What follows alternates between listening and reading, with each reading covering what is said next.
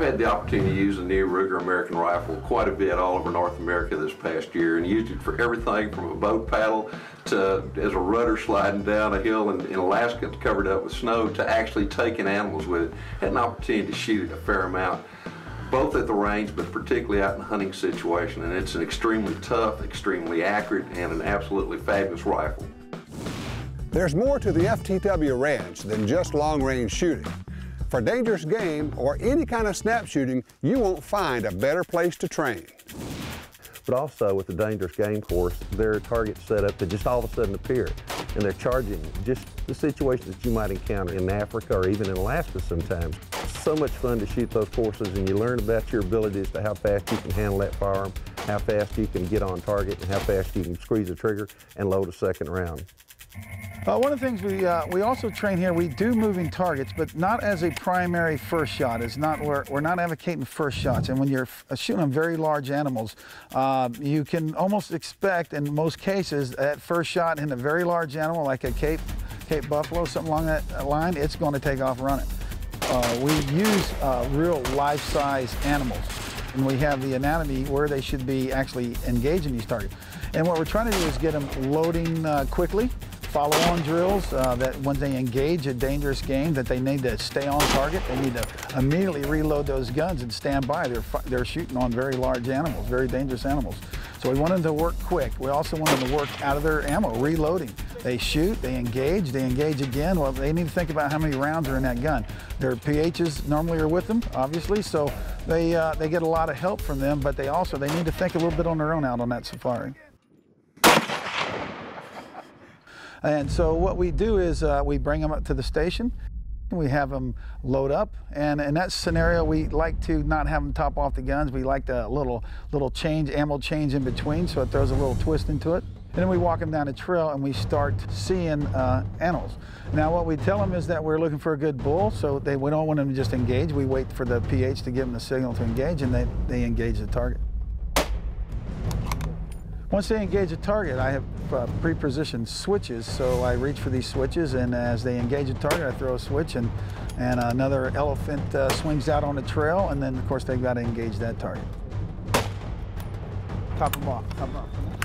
Immediately following that, we move forward. We're in thick vegetation. They're engaged reloading, and then they come around a corner, and lo and behold, there's a very close contact with an elephant. On the right, take him, take him.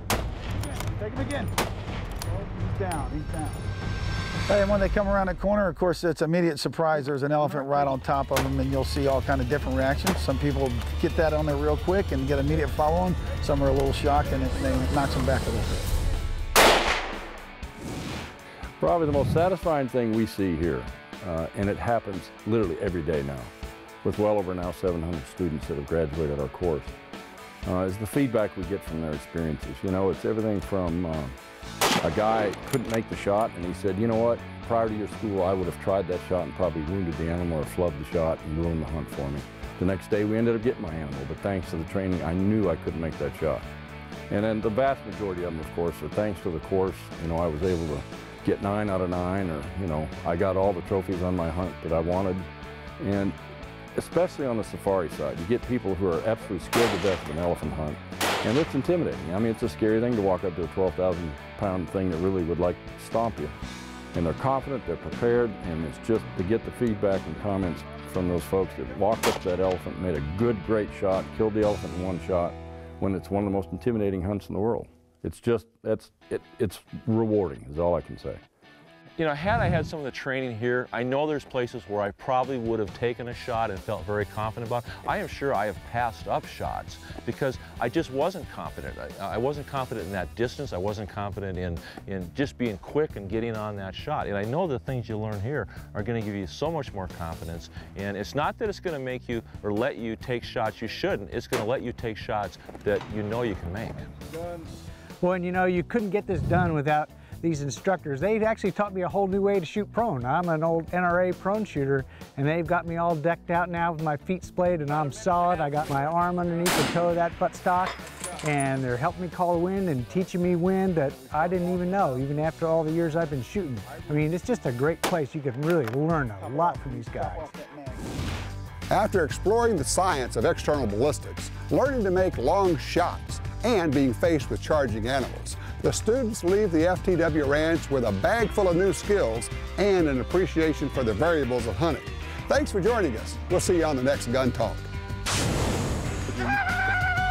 So glad we were rolling on that. I gotta do that one more time, I'm sorry. One more time. One of the things you learn about hunting one more time. Just nobody cares anyway, so.